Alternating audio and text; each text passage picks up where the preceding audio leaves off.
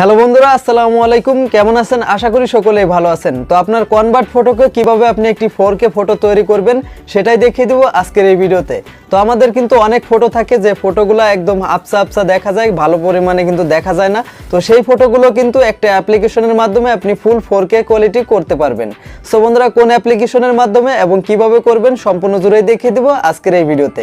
চলুন ভিডিওটি শুরু করা যাক। আর রিকোয়েস্ট থাকলে এই ভিডিওতে একটি লাইক করে দিয়ে এবং চ্যানেলে নতুন হলে আমাদের চ্যানেলটিকে সাবস্ক্রাইব করতে পারেন। তো বন্ধুরা, চলুন মোবাইল স্ক্রিনে যাওয়া যাক। অলরাইট, চলে আসলাম মোবাইল স্ক্রিনে। তো আপনার ঝাপসা এবং কনভার্ট ফটোকে কিভাবে 4K কোয়ালিটি একটা লুক দিতে পারবেন সেটাই দেখিয়ে দিব এই ভিডিওতে। সো প্রথমে আমরা একটা পিকচার ওপেন করে নিচ্ছি। তো এই পিকচারটা যদি আমরা জুম করি, দেখতে পাচ্ছেন যে একটা ঝাপসা ঝাপসা একটা কোয়ালিটি চলে আসছে। এটা কিন্তু কনভার্ট পিকচারের মতো। তো দেন আমরা কি করব, হোম বাটন প্রেস করে দিব। তো এখন কি করবেন, আপনার ফোনে থাকা গুগল প্লে স্টোর যে অ্যাপ্লিকেশনটি রয়েছে এই অ্যাপ্লিকেশনটি ওপেন করে দিবেন।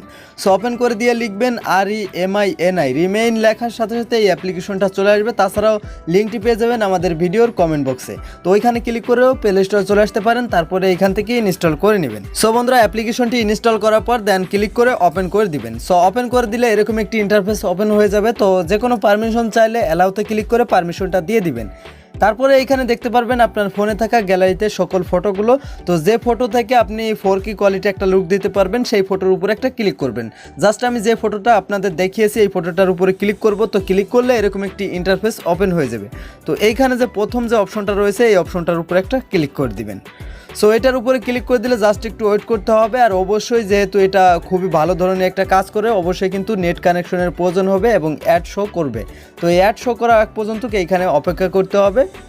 সো বন্ধুরা, অ্যাডটি শেষ হয়ে গেলে উপরের দিকে এখানে একটা ক্রস বাটন পেয়ে যাবেন। সো এই ক্রস বাটনের উপরে ক্লিক করে অ্যাডটা কেটে দিবেন।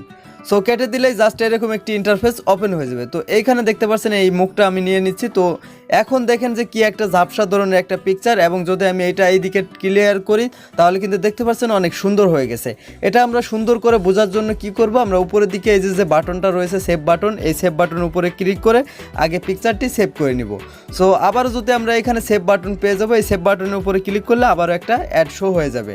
সো জাস্ট আমরা এখানে অ্যাড শেষ হওয়া আগ পর্যন্ত অপেক্ষা করব। সো বন্ধুরা, ক্রস বাটনে ক্লিক করে ক্রস করে দিবেন। তো দেখতে পারবেন এখন কিন্তু এই ফটোটি আপনার গ্যালারিতে সেভ হয়ে যাবে।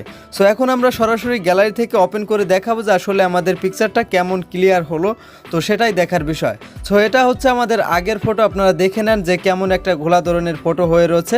তো এখন জাস্ট আমরা যে ফটোটি এডিট করলাম তো সেই ফটোটা দেখাই দিচ্ছি। সো বন্ধুরা, যে ফটোটি আমরা এইমাত্র এডিট করলাম দেখতে পাচ্ছেন এই হচ্ছে সেই ফটোটি। দেন এটা যদি আমরা জুম করে দেখতে পাচ্ছেন একটা ফ্রেশ কিন্তু লুক চলে আসছে।